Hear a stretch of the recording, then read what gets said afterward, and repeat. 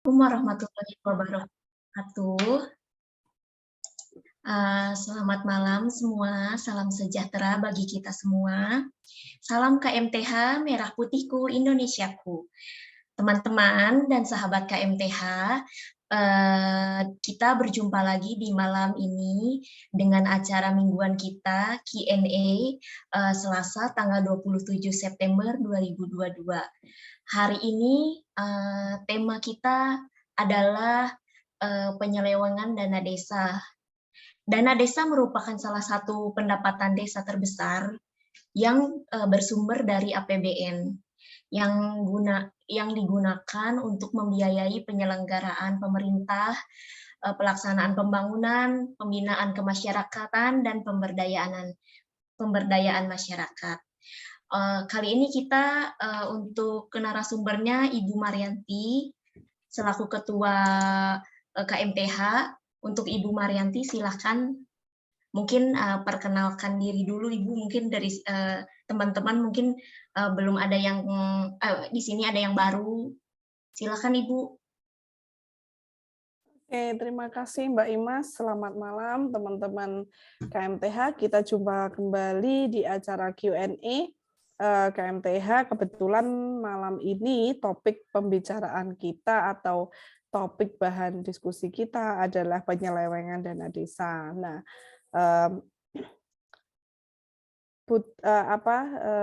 malam ini kita akan bahas sedikit, mungkin kita akan kulik sedikit tentang apa sih penyelewengan dana desa. Mungkin alurnya seperti itu ya Mbak Imas ya. Untuk teman-teman yang menyimak di fanpage KMTH, selamat datang, selamat bergabung, salam kenal. Saya Marianti, saya biasa dipanggil Yanti, Ketua Umum KMTH yang saya juga merupakan anggota dari Posbakum, Pos Bantuan Hukum dari Perkumpulan Pengacara Indonesia, dan juga saya adalah Ketua DPP, Ketua LBH CLPK DPP Jawa Tengah. Mungkin nanti bisa kita sambung lagi saat sudah mulai tanya jawab. Gitu ya Mbak Imas ya, itu perkenalan singkat dari saya.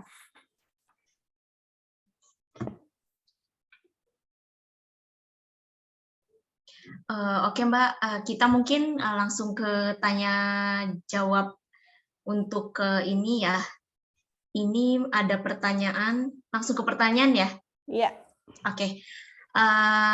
Nah, ini Mbak mungkin kita semua belum tahu ya untuk misalnya bagaimana untuk melaporkan apabila terjadi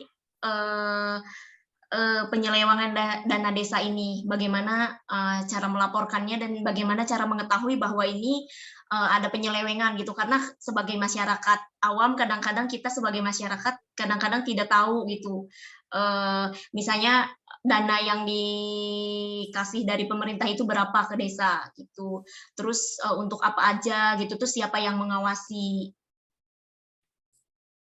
Iya, sebelum masuk ke cara pelaporannya seperti apa, di sini kita harus paham dulu.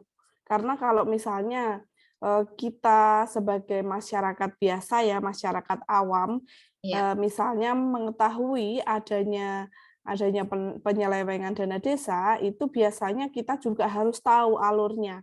Penyelewengannya itu seperti apa, dalam bidang apa, dan juga penyelewengannya itu dalam bentuk apa. Karena penyelewengan dana desa itu tidak selalunya dinominalkan dalam bentuk uang.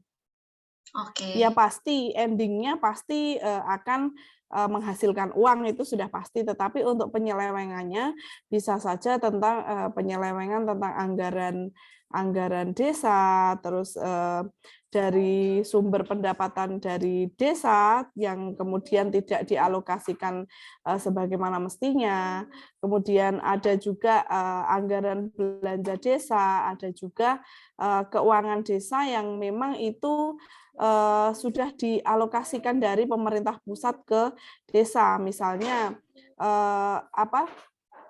bentuk-bentuk penyelewengannya itu misalnya tidak sesuai dalam suatu kegiatan desa itu misalnya awalnya kan pasti ada penyusunan RAB, terus pengadaan barang dan jasa, itu tahapan-tahapan pelaksanaannya yang nantinya di tengah-tengahnya itu mungkin akan diselipkan atau menyelipkan beberapa apa ya, kalau istilah kita orang awam itu pembelanjaan gaib. Oke. Gitu. Nah, Jadi dari ya oke. penyusunan RAB, terus pengadaan barang dan jasa, kemudian pengajuan SPP, pembayaran, terus pelaporan akhir, dan yang paling akhir adalah SPJ, surat pertanggungjawabannya. Jadi kebanyakan di dalam RAB sampai ke tahap SPJ itu di tengahnya ada oknum-oknum yang memang menyalahgunakan jabatan ataupun menyalahgunakan wewenang mereka untuk demi kepentingan mereka, demi kepentingan pribadi mereka ataupun kepentingan kelompok mereka, gitu Mbak Imas. Oke, terima kasih. Nah, biasanya itu kalau misalnya bagaimana kalau misalnya si desa ini mengadakan misalnya untuk kegiatan, terus atau misalnya harga-harganya di-up-in gitu, kerjasama dengan penjual atau gimana? Nah, kalau kayak begitu gimana ya, Mbak?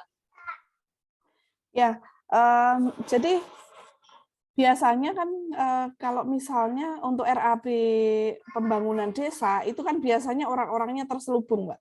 Iya. Jadi dari panitianya kita katakan saja panitia ya.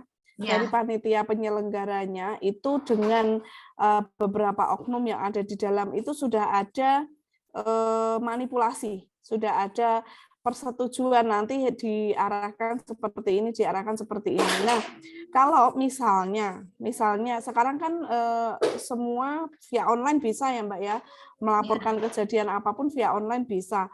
Jadi macam-macamnya itu kayak penyelewengan anggaran untuk pembangunan desa itu bisa juga langsung dilaporkan hotline ke kejaksaan ataupun ke direktorat gitu. Jadi misalnya ada satu kelompok panitia di situ dan pastinya dalam satu kelompok itu tidak semuanya mau diajak kerjasama, Mbak. Oh, tapi biasanya ini ada pengawasan nggak sih dari instansi terkait atau harus lapor ada, Mbak. saja? Ada ya? Ada, sebenarnya ada dan kalau sekarang ini saya yakin pemerintahan yang sekarang, sistem yang sekarang itu lebih upgrade ya. Mereka juga akan lebih teliti karena semua sekarang masyarakat bisa mengawasi dan mungkin oknum-oknum pun akan lebih berhati-hati karena sekarang banyak juga di beberapa daerah itu kemarin kita lihat sendiri di berita itu ada saat ada pembangunan desa ataupun saat ada kegiatan apapun yang menggunakan dana dari sumbernya dari desa itu biasanya akan ada sidak dari pemerintah daerah.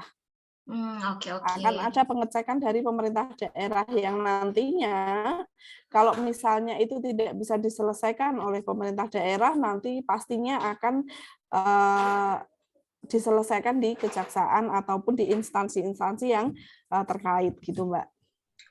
Oke. Nah, biasanya sih kalau misalnya yang di tempat saya biasanya begini, misalnya ada pembagian BLT ya. Nah, terkadang jumlah nominalnya itu nggak sesuai dengan apa yang harus kita terima. Misalnya contoh BLT itu harusnya 600, tapi dibagikan ke masyarakatnya itu nggak nominal yang sesuai dengan yang diberikan. Misalnya dibilangnya, oh ini dibagi rata sama semua, jadi semua kebagian. Nah, kebanyakan kadang-kadang begitu. Nah, hal-hal seperti itu yang harus diminimalis sebenarnya. Jadi kalau misalnya masyarakat mau bergerak, hal-hal seperti itu harus diperjelas. Dan kalau misalnya memang dari pemerintah desa itu kalau dari pemerintah desa memang menyetarakan, mungkin diambil sebagian untuk warga yang tidak mendapatkan gitu, karena seperti yang kita tahu, kita nggak boleh tutup mata ya Mbak, PKH, Iya. BLT, bantuan itu tidak semuanya tepat sasaran. Oke, Jadi oke. kadang ada yang seharusnya tidak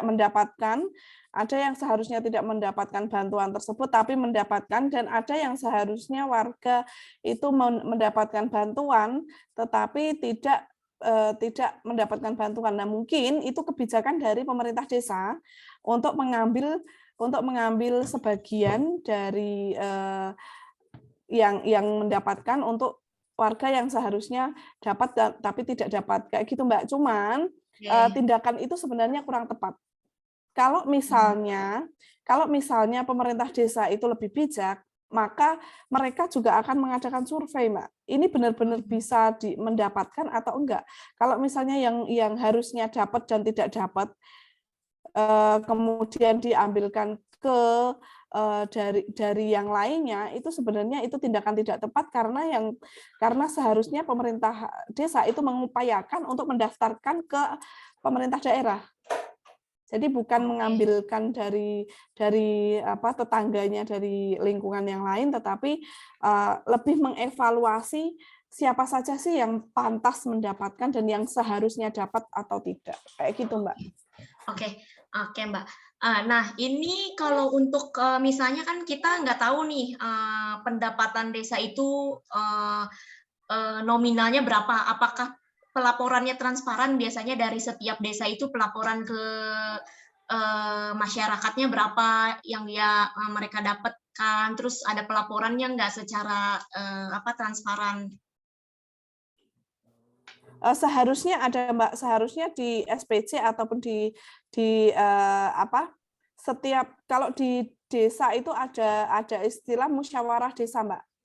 Itu Hmm. seharusnya semuanya harus dibuka di sana, pendapatannya seperti apa, terus RAB-nya seperti apa, itu masyarakat wajib tahu. Paling tidak tokoh-tokoh masyarakatnya yang tahu, yang kemudian nantinya akan di-share ke masyarakat di bawah mereka. Misalnya kalau di desa itu kan ada RT RW. Kalau saat Ya. Musrembangdes itu biasanya yang diundang kan para tokoh masyarakatnya, RT RW-nya. Jadi tugasnya dari RT RW itu yang nantinya akan share, yang akan membagikan informasi tersebut kepada masyarakat. Nah, saya pernah mengusulkan di suatu meeting ya, di suatu pertemuan, itu saya pernah mengusulkan bahwa RAB ataupun rencana pembangunan desa, pendapatan itu masing-masing wilayah itu ada, masing-masing RW itu ada. Jadi misalnya ada masyarakat yang menanyakan, RW-nya pun sudah harus bisa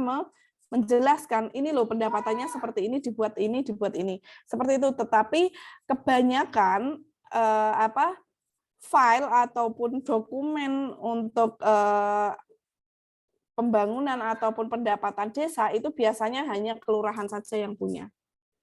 Oke. Jadi kalau misalnya ada yang mau menanyakan, ya silakan ke kelurahan gitu. Padahal seharusnya kalau memang itu pendapatan desa, ya seluruh warga Iya, harus tahu. harus tahu karena kalau misalnya, Walaupun iya. walaupun misalnya hanya satu kopi untuk satu wilayah, satu RW misalnya, itu sebenarnya harus punya kopiannya. Dan itu biar fair, biar transparansi antara masyarakat dan wakil masyarakatnya itu ada. Oke. Oke, tapi, tak khawatirnya begini ya, Mbak, misalnya, dengan RT RW-nya takutnya bersekongkol gitu, bekerja sama untuk ke ini kalau misalnya nggak ada apa, eee, pengawasan. Nah, itu kan masyarakat juga, Mbak. Jadi masyarakat kita seharusnya memang harus ditingkatkan lagi SDM-nya juga. Jadi Oke. saat SDM rendah, itu pastinya orang yang mempunyai SDM rendah bukan berarti orang yang tidak bisa apa-apa loh, Mbak. Iya. Bukan berarti orang bodoh yang tidak berpendidikan, tidak, tetapi seberpendidikan apapun kalau SDM mereka rendah, itu mereka juga tidak akan bisa melaksanakan tugasnya dengan sebaik-baiknya. Jadi malah mereka memanfaatkan apa yang dia punya untuk menjadikan itu tambang keuntungan buat dirinya sendiri ataupun kelompok mereka. Jadi kalau misalnya ada kelompok-kelompok yang memang bersekongkol ataupun ya kewajiban masyarakat dan juga seharusnya ya transparansi antara pemerintah desa dan warganya itu harus ada. Oke, oke.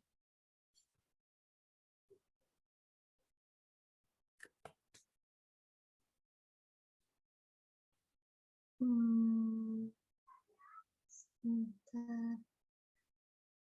Oh ya, mungkin dari apa teman-teman di fanpage Ya. yang masih mau apa? Mungkin banyak ya yang mau menanyakan, tapi ini kemarin juga sudah ada beberapa pertanyaan karena kita sempat pending ya, Mbak ya. Kita Iya, sempat pending karena itu ya.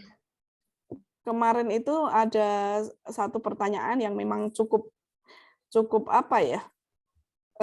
Cukup membuat saya berpikir apa ya? Jadi jenis-jenis korupsi di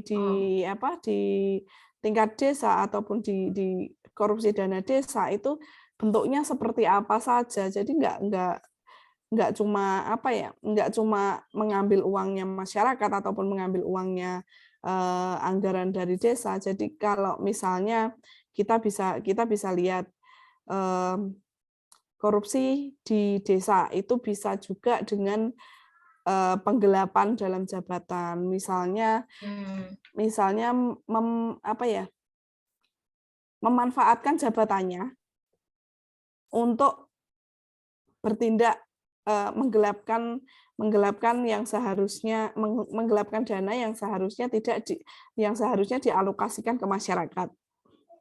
Kemudian ada juga yang memanfaatkan jabatannya untuk memeras. Itu juga termasuk korupsi di desa, Mbak. Oh iya, seperti ini ya. Kadang ada orang media juga yang biasanya memeras, tahu misalnya suka minta jatah begitu ya, Mbak ya. Iya. Orang media. Jadi misalnya misalnya ada apa ya? Ada penyeleksian ataupun ada sidak atau koreksi dari pemerintah daerah yang masih ada loh, Mbak, di beberapa desa yang kalau ada sidak dari atasan, maksudnya ada sidak dari pemerintah daerah, itu dikasih upeti. Oke. Biar misi mereka di desa itu nggak tercium. Jadi ada di sinilah di mana saya katakan SDM rendah dari orang yang berpendidikan. Sebenarnya mereka itu berpendidikan, tetapi etikanya kurang. SDM rendah. Tidak mementingkan. Iya, jadi gini, dari pemerintah daerah misalnya ya, dari pemerintah daerah mau sidak, mau ngecek kegiatan yang ada di desa, tapi ada oknum tertentu yang memberitahukan kami tanggal sekian akan datang untuk ngecek kegiatan ataupun ngecek pelaksanaan pembangunan atau apapun itu. Nah, tetapi orang itu tetap meminta jatah, Mbak. Meminta jatah, istilahnya kayak uang pelicin gitu ya, biar kejadian-kejadian janggal yang ada di desa itu tidak tercium oleh dinas ataupun tidak tercium oleh pemerintah pusat kayak gitu.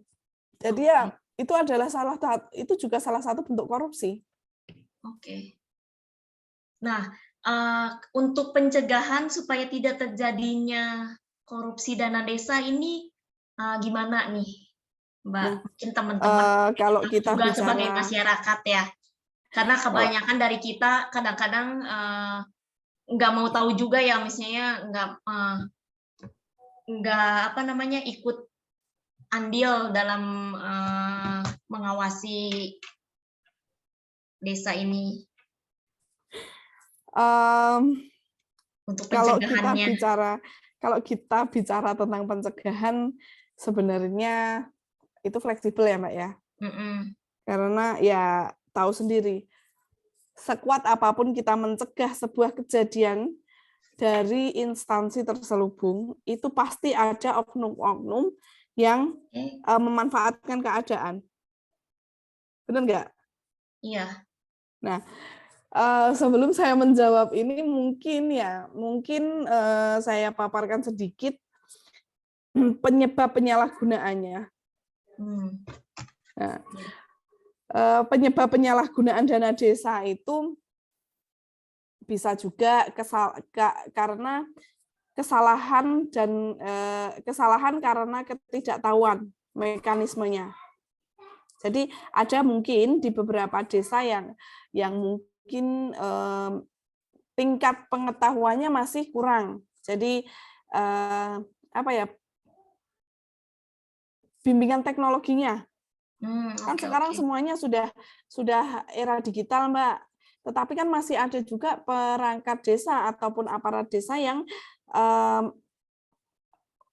masih di usia ya, masih belum selesai di masa jabatannya dan usianya sudah terlalu lanjut untuk mengikuti bimbingan dan teknologi untuk memajukan teknologi di desa. Mungkin itu juga bisa jadi.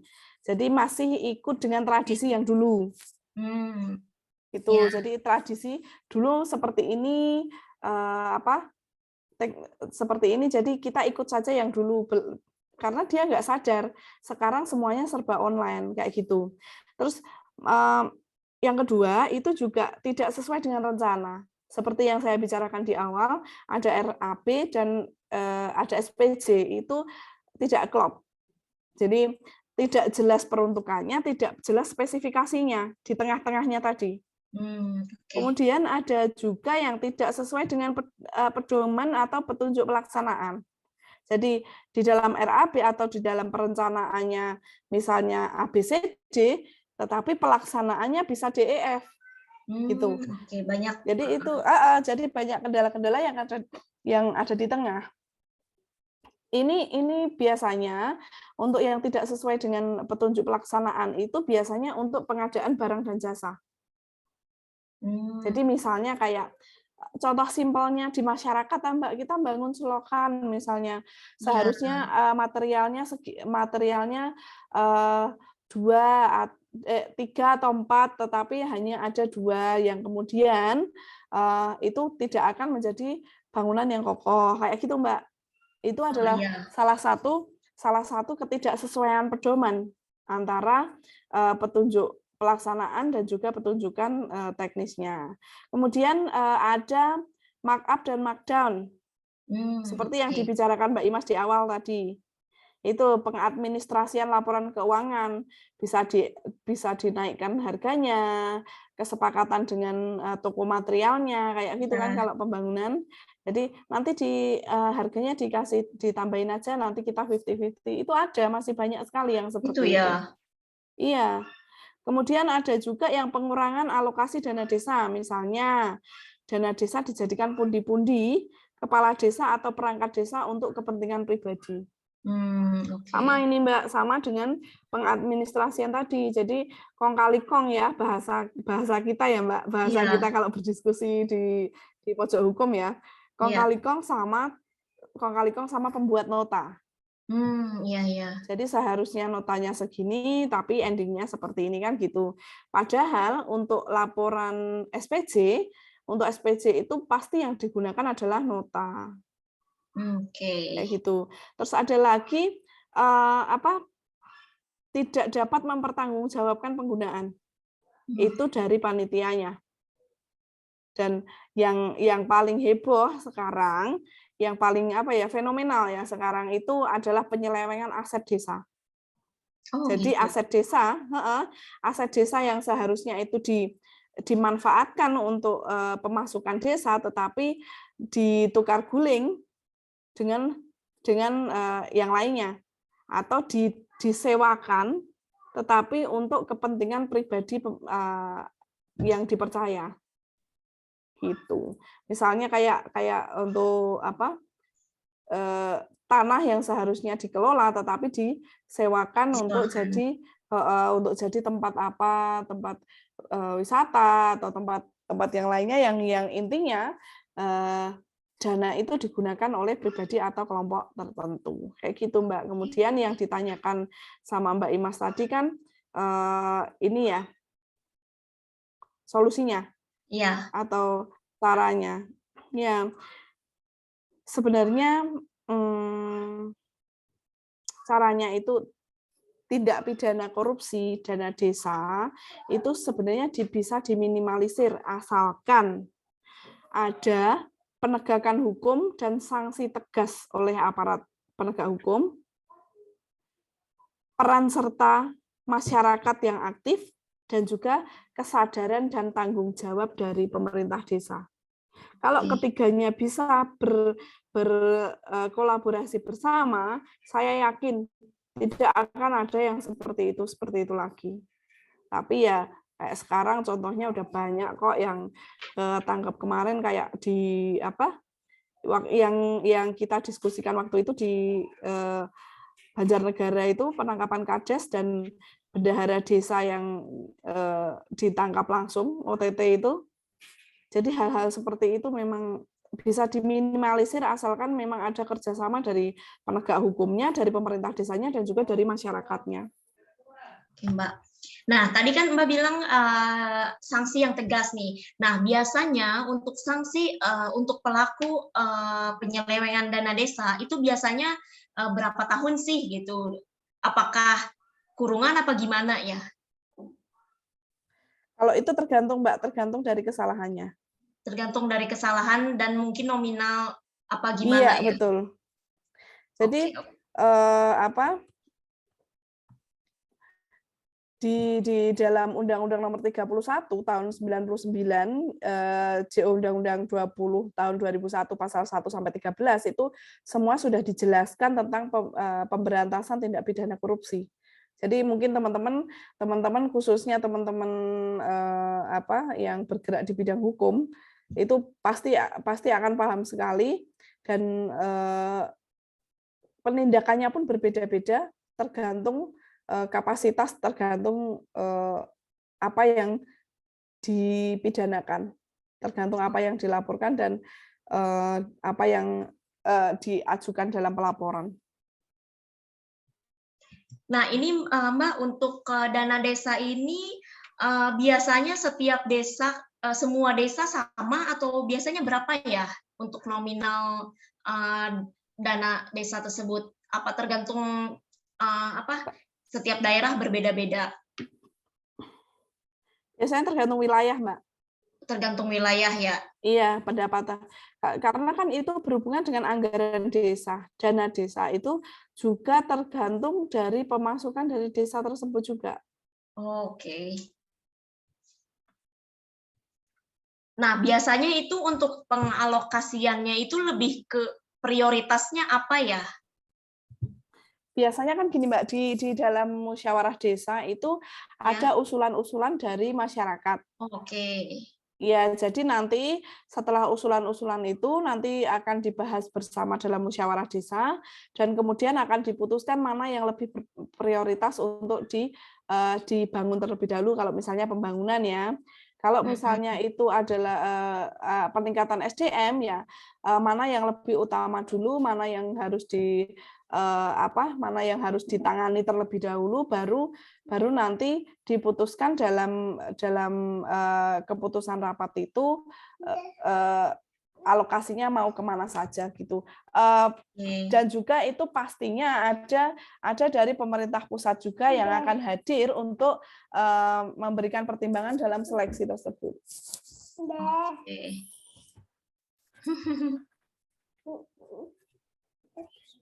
Bentar, Mbak.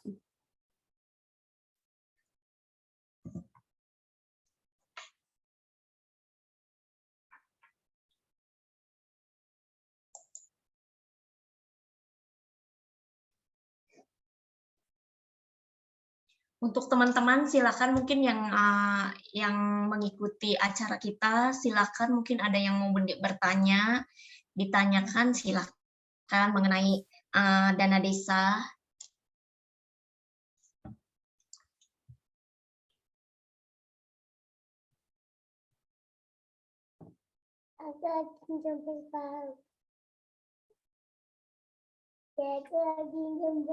Nah, ini ada pertanyaan dari fanpage, Mbak.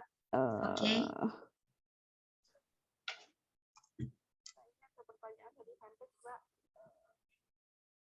Bentar ya. Ini pertanyaan. Apabila di desa sebenarnya pembuatan surat-surat itu gratis, namun saat warga ingin mengurus surat, mereka harus memberikan uang seikhlasnya pada desa. Oh, ini sudah banyak sekali terjadi, Mbak. Oh iya, ini ya. pertanyaan dari Mbak Apit itu ya. Gini, Mbak, sekarang di desa itu dilarang untuk memungut biaya. Jadi kalau misalnya ada desa yang masih memberlakukan tentang pemberian seikhlasnya, Oke. asalkan itu tidak memaksa ya. Nah, sebenarnya itu nggak boleh. Kan embel-embelnya selalu Walaupun seikhlasnya asalkan nggak tidak boleh ya? memaksa. Nggak boleh. Kalau Kalau ketahuan, Mhm. kalau itu dilaporkan, itu sudah masuk dalam pungli. Oke. Tapi sebenarnya walaupun kayak gitu kemarin juga saya pernah urus untuk kayak ke RT, RW, itu RW-nya itu minta kayak ya udah seikhlasnya gitu. Jadi Nggak dia boleh, Mbak, kayak gitu. ngasih ini apa namanya kayak ini kita nyimpen uang buat misalnya seikhlasnya gitu. Ada kayak buat uang gitu kayak celengan, silakan seikhlasnya gitu. Nah, itu kita juga harus tahu kalau misalnya uang itu dikumpulkan, uang itu larinya mau kemana. Oke. Kalau misalnya itu untuk donasi, oke lah, kita juga sebagai kita nggak terlalu idealis ya dengan undang-undang ya. Jadi misalnya kita hidup di kampung, kita hidup di desa. Kalau ada hal-hal seperti itu memang digunakan untuk donasi ya, kenapa tidak kan seperti itu. Tetapi kalau Oke. seperti itu terus digunakan untuk keperluan pribadi ya nggak boleh dong, karena mereka juga sudah digaji. Oke. Untuk Pak RT, Pak RW-nya itu kan sebenarnya itu ada apa namanya ini juga kan ada apa namanya uang untuk apa pelaksanaan kayak misalnya bersih-bersih atau apa gitu kan? Iya, sebenarnya ada. Atau untuk itu untuk gajinya Pak RT RW atau untuk pelaksanaan desa pelaksanaan kegiatan atau apa gitu? Setahu saya sih kalau sekarang itu RT RW itu gajian ya, Mbak ya. Oh gajian ya berarti kan? Gajian, tapi nominalnya berapa saya juga kurang paham sekali karena kan kita juga bukan orang birokrasi juga. Jadi Oke. untuk mengetahui nominalnya berapa kita juga agak sensitif juga. Karena itu ya sebenarnya boleh sih diketahui oleh masyarakat, cuman memang untuk saya pribadi saya belum paham sekali tentang nominal gaji karena mungkin di setiap daerah itu beda-beda, sedangkan tim apa yang kita lihat itu bukan hanya di satu daerah saja gitu, Mbak. Oke, jadi ada pertanyaan begini ya, misalnya kan itu memang ada sejumlah nominal buat apa namanya pelaksanaan kegiatan, tapi ada juga yang bilang uang tersebut itu bukan untuk gajinya si Pak RT ini gitu. Sesuai kemarin ada ini juga sih ada ribut di tempat saya, maksudnya itu uang bukan untuk gaji tapi untuk pelaksanaan kegiatan. Pelaksanaan kegiatan itu kan misalnya kegiatan desa itu kan ada anggarannya sendiri, Mbak. Oke. Kalau misalnya untuk kegiatan kampung ya harus jelas dong kegiatannya apa, alokasinya kemana. Itu sudah termasuk pungutan liar itu, Mbak, kalau seperti itu. Pungutan liar ya, oke. Jadi memang kita sebagai masyarakat itu memang ya benar-benar harus aktif. Kalau memang dana itu digunakan untuk kepentingan bersama atau nantinya didonasikan entah itu ke anak yatim, entah itu didonasikan kemana, ya kita sih nggak masalah karena itu juga itu juga wujud sebuah rasa peduli kita terhadap lingkungan kan gitu Mbak. Iya, Cuman betul. kalau kita nggak tahu alokasinya dana itu kemana ya, kan berarti kan kita juga mendukung adanya pungutan liar itu kan gitu. Pernah sih ada yang di satu daerah ya saya pernah lihat itu, saya datang langsung waktu saya juga sedang mengurus sebuah perkara, itu di Jawa Timur itu di kotaknya itu di kantor kelurahan itu di kotaknya memang ditulisi dana ini dialokasikan untuk panti asuhan kayak gitu. Oh, Dan panti gitu. asuhan dan itu kayak kotak kaca, Mbak, tetapi Ya. ada kontak person di panti asuhannya, ada alamat panti asuhannya kan kalau misalnya orang penasaran ini di mana dan benar apa enggak kan bisa ngecek. Karena di situ jelas Cek ya. sekali terpampang. Itu memang dana seikhlasnya yang dipajang di kelurahan dan itu sudah ada stempel dari kecamatan juga. Karena memang itu benar-benar dialokasikan di panti asuhan. Kan kalau seperti itu kan itu bagian dari sebuah rasa kemanusiaan ya, Mbak ya. Iya, betul. Jadi saya rasa kalau seperti itu nggak masalah asalkan pelaksanaannya benar-benar dialokasikan kepada yang membutuhkan ataupun kepada tempat yang sudah dipajang di situ kayak gitu, Mbak. Oke, oke. Oke,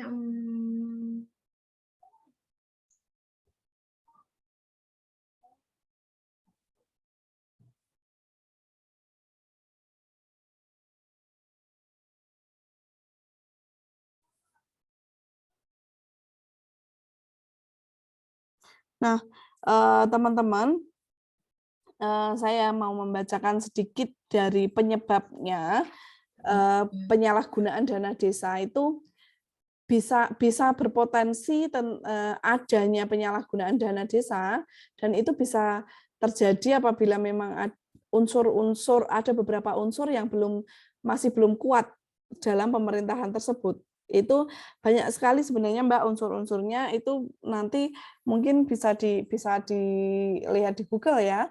Tapi sebagian besar itu biasanya mekanisme koordinasi dan pengawasannya yang kurang kuat.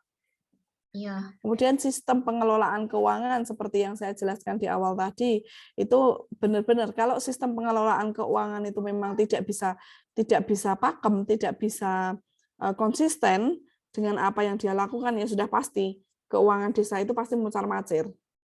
Kemudian kualitas SDM yang masih rendah dan belum merata. Itu penyebab kuat. Kemudian motif kepentingan politik ini yang selalu ditumpang-tumpangkan ke aspek-aspek yang ada di pemerintah desa, Mbak, politik. Karena di daerah manapun aspek politik itu pasti kuat sekali. Kemudian sistem perencanaan di pusat, daerah, dan di desa. Itu memang harus benar-benar diperkuat dan diperketat. Kemudian yang paling penting itu adalah bimbingan teknis dan pendampingannya. Okay. Kalau itu kuat, saya yakin udah dimanapun tempatnya bisa diminimalisir. Oke, oke.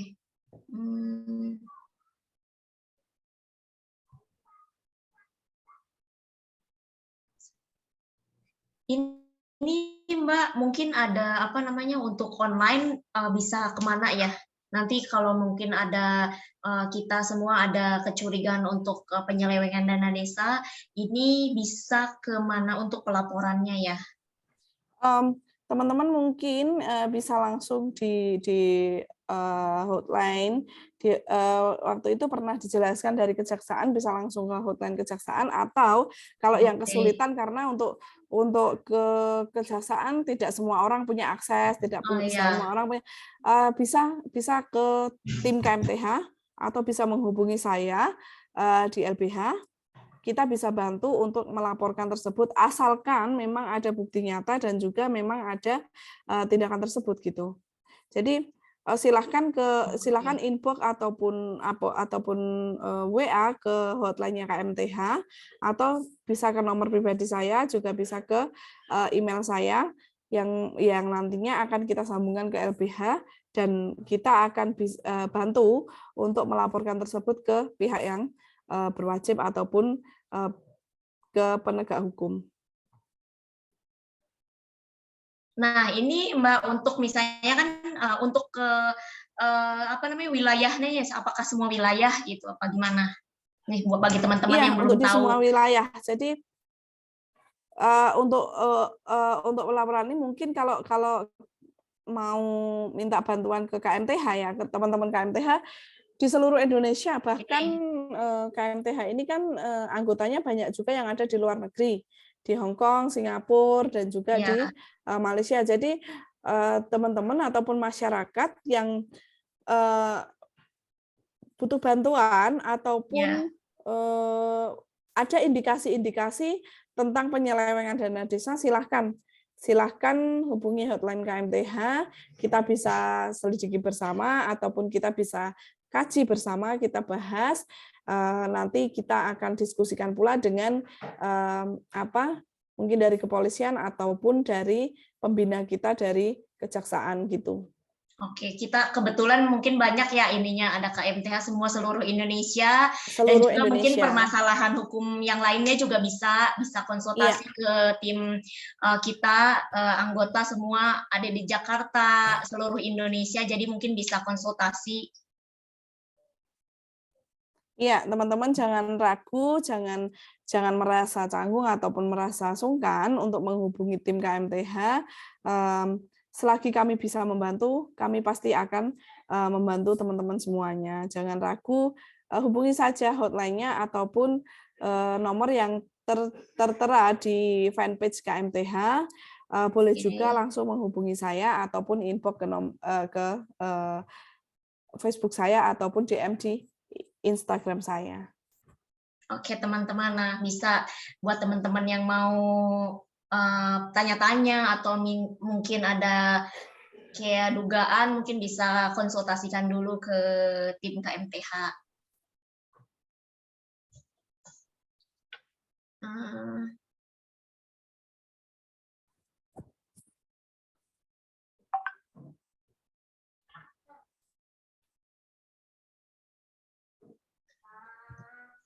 Oke, terima kasih teman-teman untuk bagi teman-teman yang mengikuti fanpage kami. Mungkin sekian saja dari kami. Jika ada pertanyaan nanti kami akhiri untuk Q&A pada malam hari ini. Biasanya Q&A kami adakan setiap hari Selasa ya, setiap hari Selasa. Untuk bagi teman-teman nanti yang mau bertanya apapun tentang permasalahan hukum bisa hubungi tim kami. Terima kasih.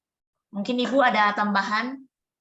Oke, teman-teman, KMTH ini terbuka untuk umum, jadi jangan ragu untuk menghubungi kami apabila memang butuh konsultasi ataupun permasalahan-permasalahan baik itu di Indonesia maupun di teman-teman pekerja migran yang ada di luar negeri. Jadi tidak ada masalah yang tidak punya penyelesaian dan tidak punya jalan keluar. Jadi diskusikan bersama kami, konsultasikan bersama kami kalau misalnya kalian memang butuh bantuan dan dari dalam bidang hukum juga kami siap untuk